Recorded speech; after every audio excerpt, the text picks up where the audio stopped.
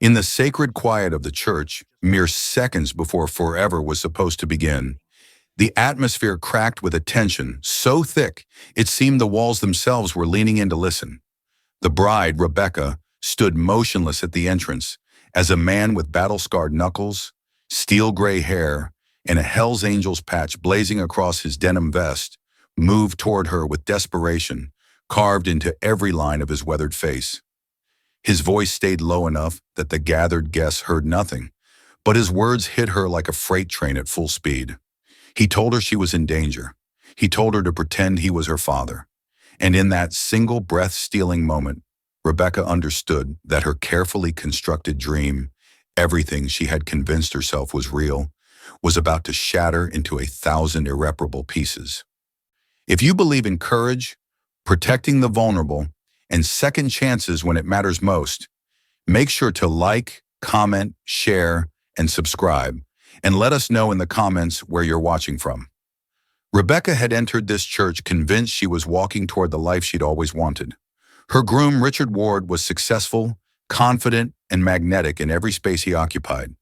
But beneath the charm and million-dollar smile, he concealed darkness she had fought desperately to unsee.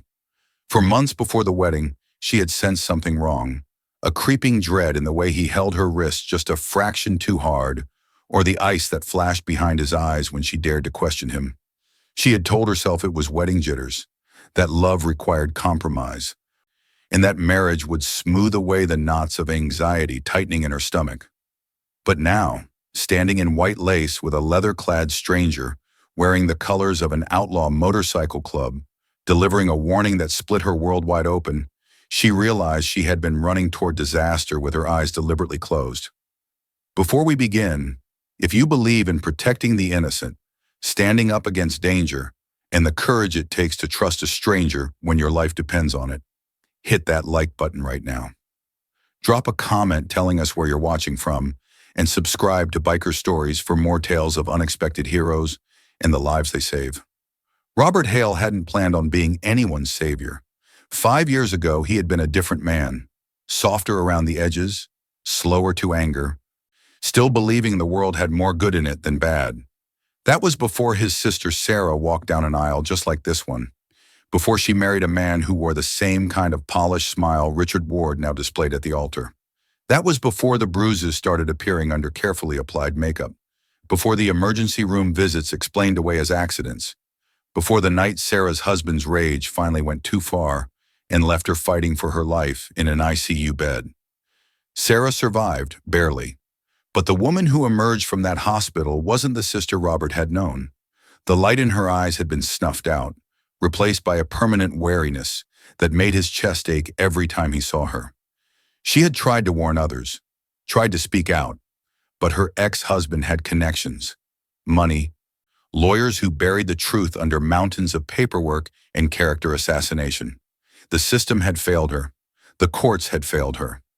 So Robert decided he wouldn't. He joined the Hell's Angels not for the brotherhood alone, though that came to mean everything, but because he needed resources, connections, people who understood that sometimes justice wore leather instead of a robe.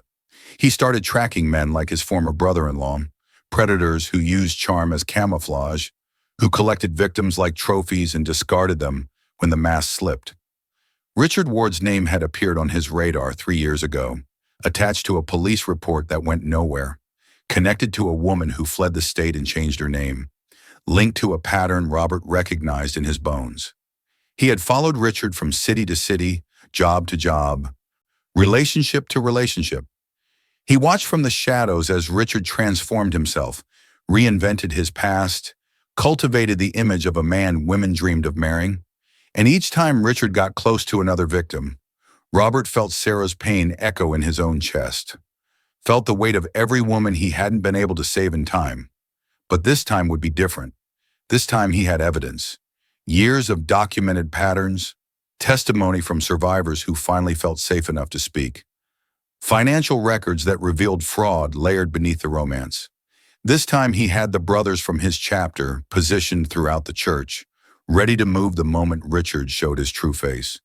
When Robert walked through those church doors and saw Rebecca standing there in her white dress, Radiant and hopeful and completely unaware of the danger waiting at the altar, he saw Sarah. He saw every woman who had trusted the wrong man, who had silenced her instincts because love was supposed to conquer all. And he knew, with absolute certainty, that he would not let history repeat itself. Not today, not ever again. The whisper he delivered wasn't just a warning, it was a promise, a vow that she would not face this monster alone. Rebecca's legs felt like they might buckle beneath her. The organ music swelled, filling the church with notes that suddenly sounded like a funeral march. Every face in every pew turned toward her, smiling, expectant, completely oblivious to the fact that her world had just split apart. She wanted to scream, to run, to collapse right there on the marble floor. But Robert's hand settled on her arm with a steadiness that somehow kept her standing. "Stay with me," he murmured, his voice low and calm despite the chaos this moment must have unleashed. "Keep your eyes forward. Breathe. We're walking together." And so they walked. Each step felt like wading through concrete, but Robert's presence beside her was an anchor in a storm she couldn't yet fully comprehend. As they moved down the aisle, he spoke in a voice only she could hear, words that fell like hammer blows against everything she had believed. "His real name is Richard Ward, but he's been Michael Thompson, David Chen, and 3 other names before that," Robert said, his tone matter-of-fact but laced with controlled fury. 6 years ago in Portland, a woman named Jessica Martinez almost married him. 2 weeks before the wedding, she ended up in the hospital with a fractured jaw and 3 broken ribs. He claimed she fell down the stairs. The charges disappeared because he had connections, money, lawyers who buried the truth. Rebecca's vision blurred. She couldn't tell if it was tears or shock or the way the candlelight seemed to warp and bend around her. 3 years ago in Chicago, Robert continued, his grip on her arm tightening just enough to keep her grounded, a woman named Amanda Pierce did marry him. It lasted 8 months. She left with nothing but the clothes on her back and a restraining order that meant nothing because he'd already drained her accounts and destroyed her credit. She's still rebuilding her life. They were halfway down the aisle now. Richard stood at the altar watching them approach, his smile perfect, his posture confident. He thought this was the moment his plan came together. He had no idea it was about to unravel completely. "Last year in Dallas," Robert's voice dropped even lower, "a woman named Carla Johnson almost didn't make it out. He put her in a coma. She woke up 3 weeks later and couldn't remember her own name for a month. The man you're about to marry has left a trail of broken women across this country, and I've spent 3 years documenting every single one of them." Rebecca's breath caught in her throat. The red flags she'd ignored suddenly blazed into focus. The too tight grip, the controlled rage when things didn't go his way, the way he'd isolated her from friends who asked too many questions, the sudden business trips that now felt like reconnaissance for his next hunting ground. "I have bank records showing fraud," Robert said as they took another step.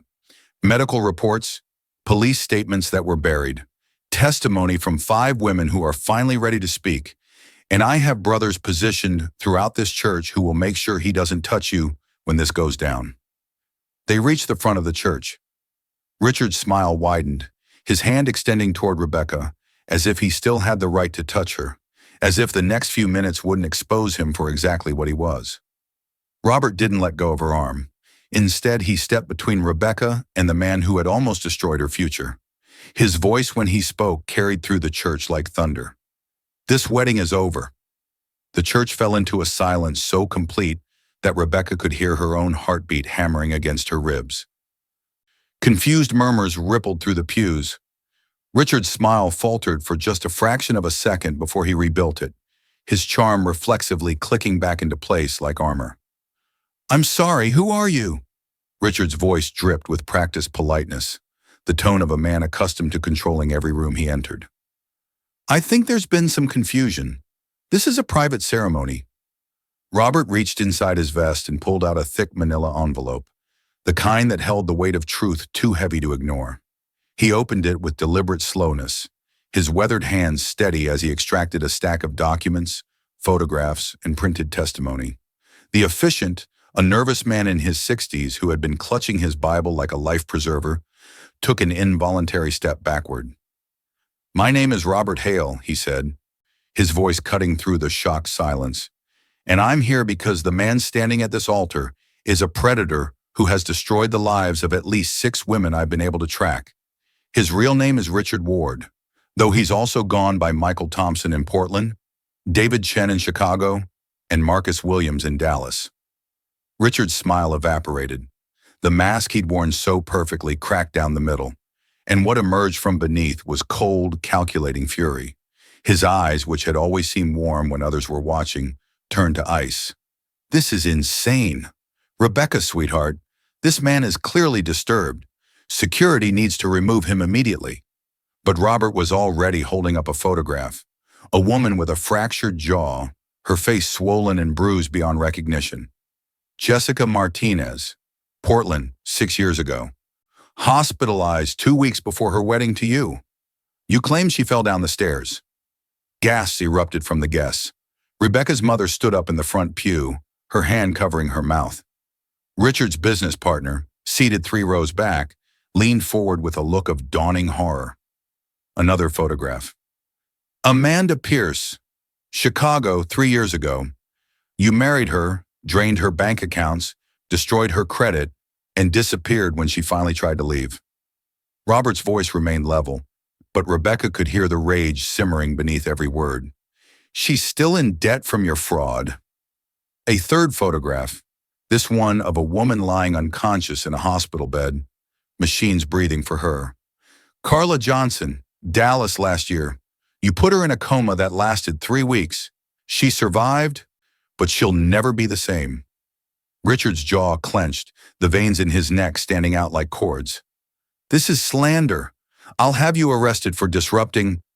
I have bank statements, Robert interrupted, pulling out more documents. Medical records, police reports that were buried because you paid the right people. And I have testimony from 5 women who are ready to testify in court about what you did to them. The church erupted. Voices overlapped in shock and outrage. Rebecca's bridesmaids were on their feet. Richard's groomsmen exchanged looks of confusion and betrayal. The photographer had stopped taking pictures, his camera hanging forgotten around his neck. And then Richard stopped pretending. The charm vanished completely, replaced by something Rebecca had glimpsed only in fragments. The rage he'd kept leashed. The violence he'd kept hidden beneath polished words and expensive suits. His hands shot out toward her, fingers curled into a weapon. You ungrateful! But Robert was faster. His arm swept Rebecca behind him as he positioned himself like a wall of leather and muscle between the predator and his intended victim. And in that moment, Rebecca understood that Robert Hale wasn't just here to expose Richard Ward. He was here to make sure Richard never hurt anyone again. Richard's composure shattered like glass hitting concrete. Everything he'd buried beneath the executive smile, the carefully modulated voice, the practiced gestures of affection, it all erupted in a single moment of pure, unfiltered violence. He lunged, not at Robert, at Rebecca. His hands were outstretched, fingers reaching for her throat with an intent that left no room for doubt. This wasn't anger. This was murder wearing a tuxedo, the same rage that had put Carla Johnson in a coma, the same violence that had fractured Jessica Martinez's jaw. In that split second, Rebecca saw her future flash before her eyes. Not the wedding she'd imagined, but the life she'd narrowly escaped. A life that would have ended in a hospital bed or worse. Robert moved like he'd been preparing for this exact moment his entire life. His body became a barrier, absorbing Richard's momentum with the immovable force of a man who'd made a promise and intended to keep it. Richard's hands never reached Rebecca. They slammed into Robert's chest instead, and the impact sent a shockwave through the church. Get your hands off me, Richard roared, his voice raw and animalistic, stripped of every trace of the charm that had fooled so many. His face contorted with hatred as he clawed at Robert, trying desperately to get around him, to reach the woman who had dared to slip through his fingers. But Robert wasn't alone.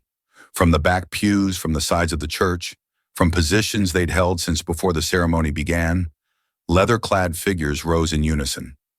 6 Hell's Angels, each one built like they'd been forged from steel and determination, converged on the altar with the synchronized precision of men who'd done this before. Their boots echoed against marble like thunder rolling across the sky. Richard swung wildly, catching one of them, a massive man with a scarred face and arms like tree trunks, in the jaw. The biker barely flinched. Two more grabbed Richard's arms, pulling them back with controlled force that spoke of training and restraint. They weren't here to hurt him. They were here to stop him. "Let me go!" Richard screamed, thrashing against their grip. "She's mine! That lying—" Robert's fist connected with Richard's jaw in a single decisive blow that cut off his words mid-sentence. It wasn't rage. It wasn't revenge. It was justice delivered by a man who'd watched too many women suffer and had sworn it would end here. Richard crumpled, held upright only by the bikers restraining him.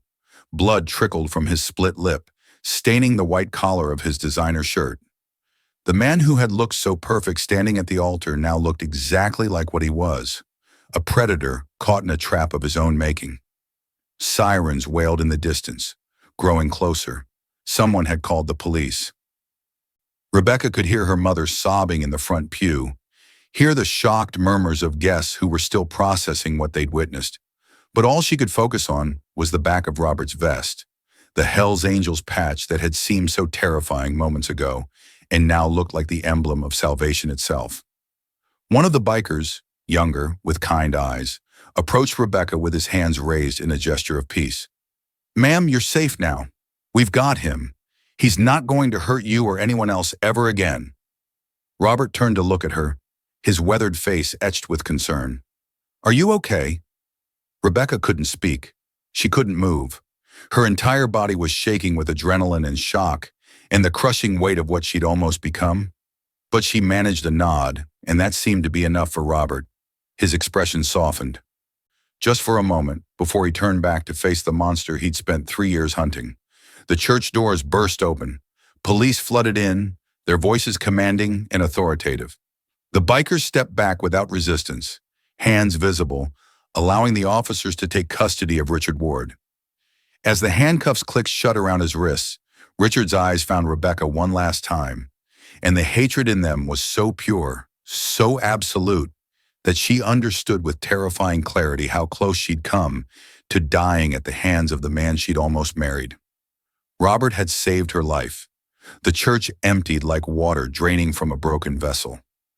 Guests shuffled out in stunned silence, their whispered conversations echoing off the vaulted ceiling. Police officers led Richard through the doors in handcuffs, his head down, his expensive tuxedo wrinkled and bloodstained. Rebecca's mother had tried to approach, tried to wrap her arms around her daughter, but Rebecca couldn't bear to be touched by anyone except the man who had kept her from becoming another victim in Richard's long trail of destruction. The sirens faded into the distance. The photographer packed up his equipment without a word. The florist collected her arrangements with tears streaming down her face. One by one, they all left, until only Rebecca and Robert remained in the cavernous space that was supposed to have witnessed the beginning of her new life. White rose petals littered the burgundy carpet runner like fallen snow. The candles still flickered at the altar, casting dancing shadows across the empty pews. The unity candle Rebecca was supposed to light with Richard sat unlit, a symbol of a future that would never exist. Everything was exactly as it had been an hour ago, but nothing would ever be the same. Rebecca's legs finally gave out. She collapsed onto the front pew, her wedding dress pooling around her like a broken promise. The carefully arranged veil slipped from her hair, trailing across the floor. Her hands trembled as she covered her face, and then the dam broke. Sobs tore from her chest, raw, ugly sounds that echoed through the empty church. She cried for the dream she'd believed in, for the love that had never been real, for the life she'd almost lost to a man who had never seen her as anything more than prey. Robert sat down beside her without a word. He didn't try to stop her tears or offer empty platitudes about everything being okay. He simply stayed, his presence solid and unwavering, as she mourned the death of an illusion. "I was so stupid," Rebecca choked out between sobs, her voice breaking. "The signs were all there. The way he grabbed me, the way he isolated me from my friends, the control. I saw it. I knew something was wrong, and I ignored it because I wanted so badly to believe." "You're not stupid," Robert's voice cut through her self-recrimination, firm but gentle. You're human. And he's a predator who's had years of practice making women doubt themselves. That's what men like him do. They make you question your own instincts until you can't hear them anymore. Rebecca turned to look at him through tear-blurred vision. This weathered stranger with scarred knuckles and a leather vest, who had risked everything to save a woman he'd never met. "Why?" she whispered. "Why did you do this? You don't even know me." Robert's expression was distant for a moment, as if he were looking at something or someone far away. "I had a sister," he said quietly. "Sarah. She married a man just like Richard. I wasn't there to stop it, and by the time I found out what was happening, she was in the hospital fighting for her life." He paused, his jaw tightening. "She survived, but she's never been the same. I swore I'd never let it happen again if I had the power to stop it." Rebecca's tears fell harder, but they were different now. Not just grief, but gratitude. Not just loss, but the overwhelming realization that a stranger had cared more about her safety than the man she'd planned to spend her life with. "Thank you," she breathed, the words inadequate for the magnitude of what he'd done. "You saved my life." Robert's weathered hand covered hers, his grip steady and warm. "And now you get to live it, really live it, not as someone's victim, but as someone who survived and came out stronger." Outside, the last police car pulled away. The sun was beginning to set, casting golden light through the stained glass windows. Rebecca sat in her ruined wedding dress beside a man who wore the colors of an outlaw motorcycle club. And for the first time in months, she felt safe. The dream was dead, but she was alive. And somehow that felt like the beginning of something far more real than anything Richard Ward could have ever given her. 6 weeks later, Rebecca stood in the garage of the Hells Angels clubhouse, watching Robert teach her how to change the oil on his Harley. Her hands were covered in grease, her hair pulled back in a ponytail, and she was wearing jeans and a t-shirt instead of the designer dresses Richard had always insisted she wear. She looked nothing like the woman who had stood frozen in that church, and that was exactly the point. "You're getting it," Robert said, his weathered face creasing into a rare smile as she successfully removed the drain plug. "Most people are afraid to get their hands dirty." "I spent too long being afraid of everything," Rebecca replied, wiping her forehead with the back of her hand and leaving a smudge of oil she didn't bother to clean. "I'm done with that." The past 6 weeks had been a journey through wreckage towards something resembling solid ground. The first week had been the hardest. Richard's arrest had made the local news, and Rebecca's phone had exploded with messages from people who suddenly had opinions about her life. Some offered sympathy, others asked invasive questions. A few, horrifyingly, suggested she should have known better. Robert had shown up on her doorstep the morning after the news broke, carrying coffee and bagels, and simply said, "You shouldn't be alone right now." He'd stayed on her couch that night, and the next, and the one after that. Not as anything romantic, but as a guardian, a protector, a father figure she'd never had growing up. And then he'd introduced her to his family. The Hells Angels weren't what Rebecca had expected. The club members, men and women with leather vests, tattoos that told stories of pain and survival, and eyes that had seen too much of the world's darkness, had welcomed her with an understanding she hadn't found anywhere else. They didn't ask her to explain herself or justify her choices. They'd all known someone like Richard. Some of them had survived people like Richard. They understood. "Rebecca!" A voice called from across the garage. It was Maria, a fierce woman in her 40s with sleeve tattoos and a laugh that could fill a room. She ran the club's community outreach program, helping domestic violence survivors find safe housing and legal resources. "We've got 3 more families coming to the shelter this week. You still good to help with intake?" Rebecca nodded, feeling purpose surge through her chest. Absolutely. This was her life now, not the country club lunches and charity galas Richard had dragged her to for appearances.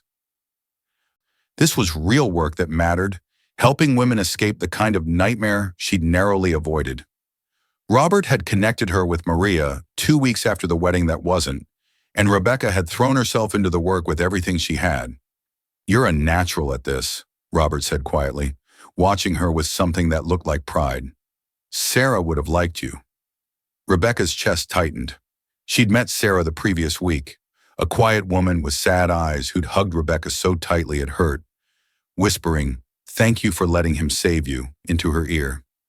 Sarah ran a support group for survivors now, turning her trauma into a lifeline for others.